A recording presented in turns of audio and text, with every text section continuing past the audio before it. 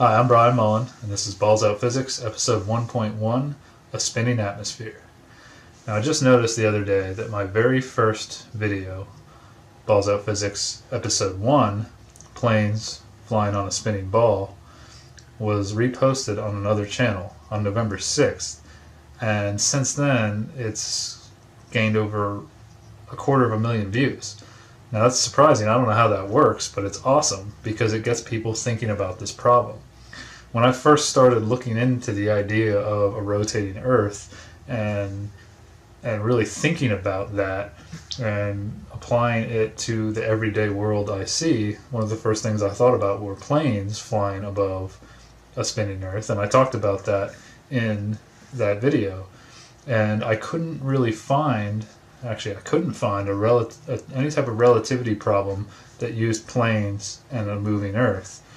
Now, there's tons of relativity problems out there showing trains and cars and other things that are moving on a surface that is assumed to not be moving, but there's nothing that takes into account, at least since I haven't looked since then, that accounts for an Earth moving with the planes. Now, if you scroll through the comments on that video, I posted a link to where my video has been reposted.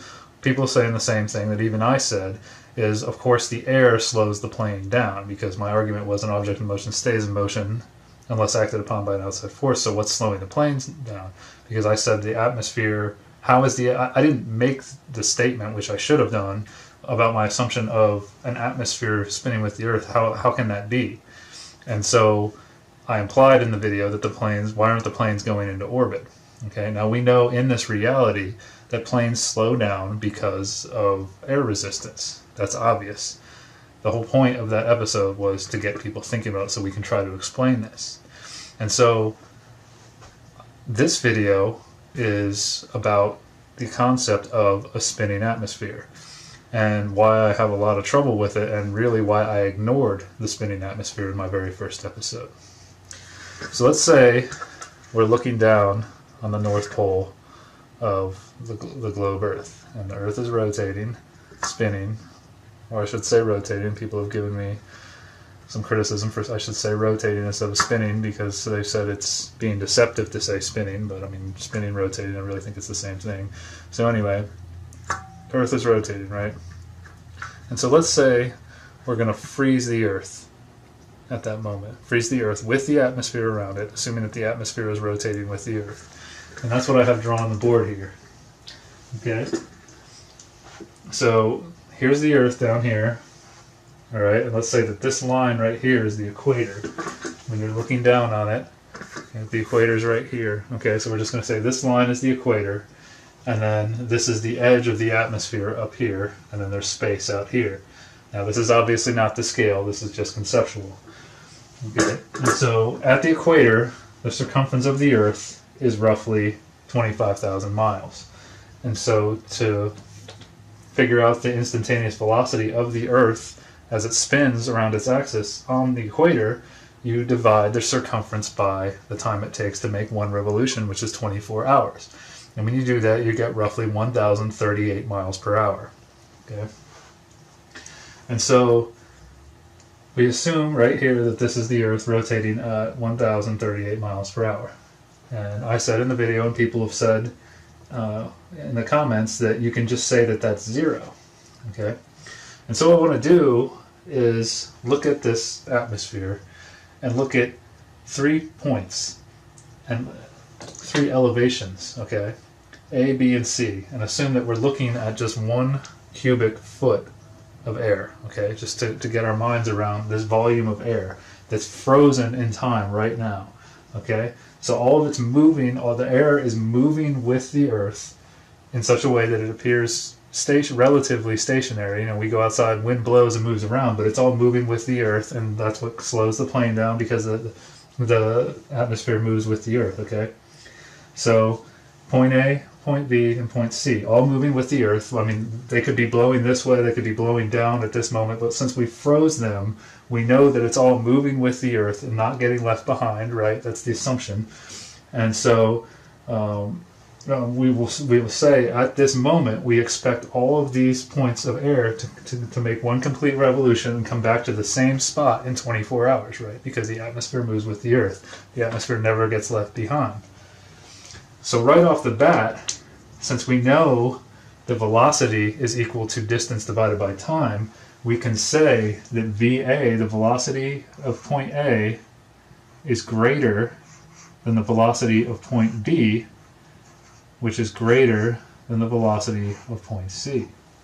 Because point A has a longer distance to travel in 24 hours than point B, and point B has a longer distance than C, because the circumference of their path is greater, right? So I've got A up here at the edge of the atmosphere, space up here, B right here around 6 miles where planes fly, and C near the surface of the Earth, okay?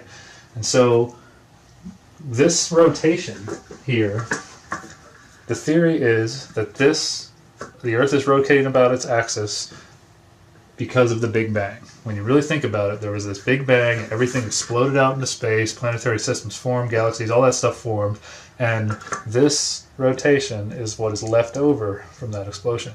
That's leftover energy from that explosion of the creation, which created everything, right?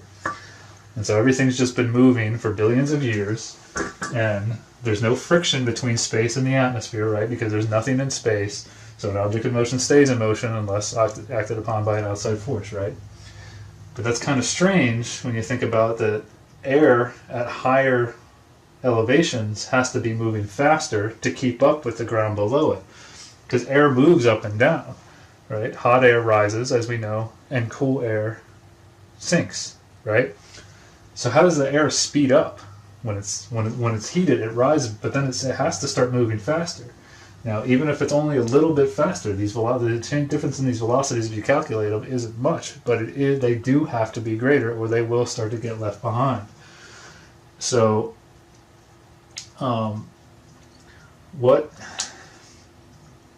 that is explained, I don't know. I haven't really found anything to talk about how the air has to be moving faster.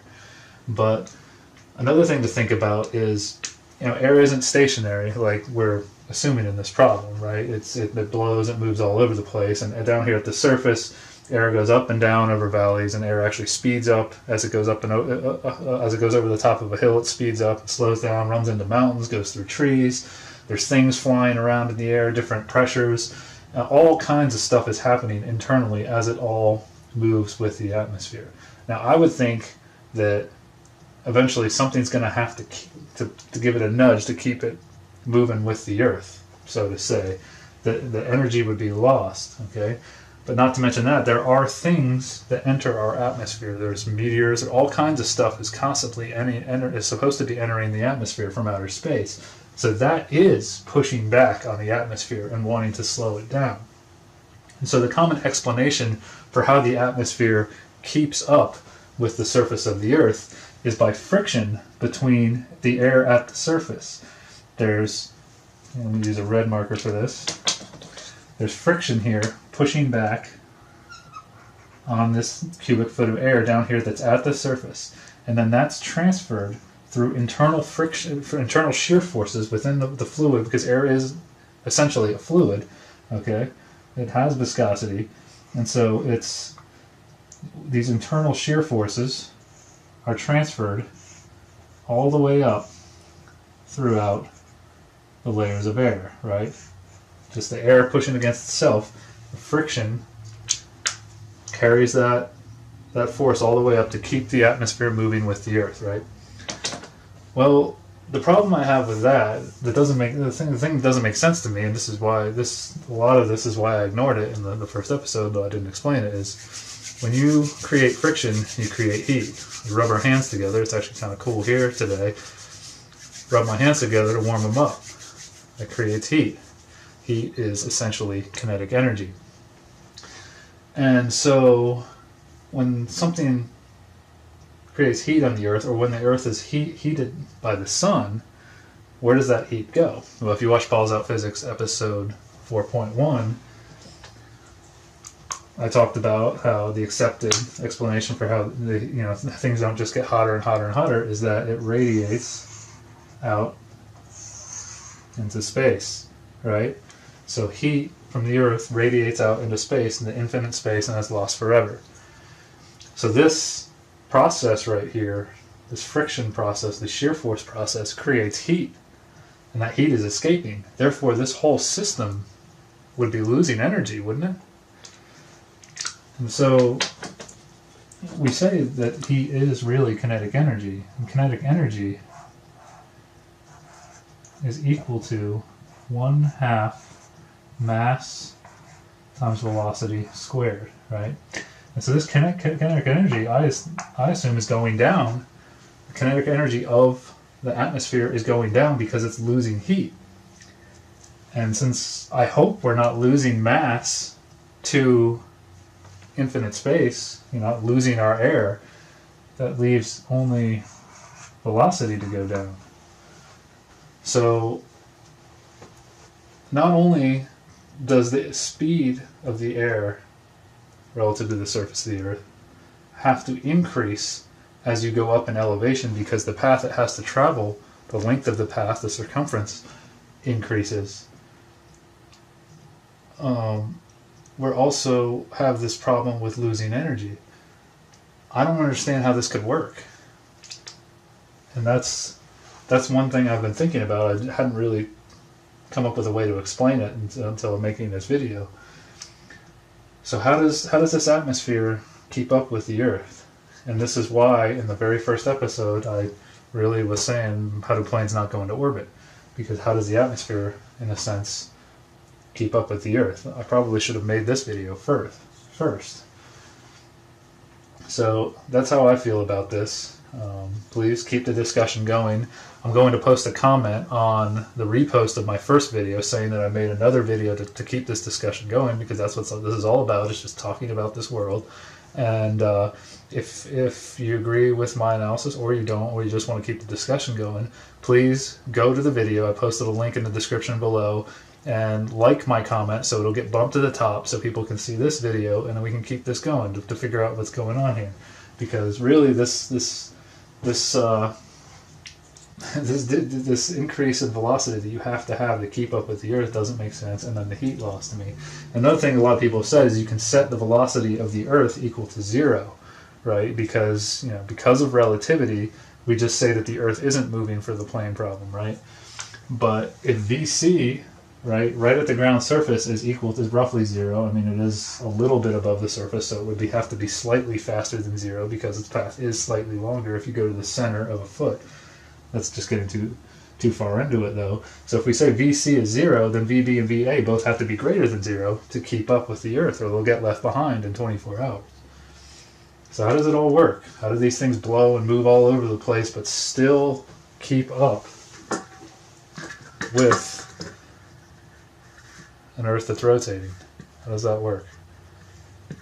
There's just too much going on. It doesn't really make sense for all this movement to be happening, but us to go outside and experience this relatively stationary air that we experience every day. So that's my thoughts on this. Please keep the discussion going, and until next time, peace.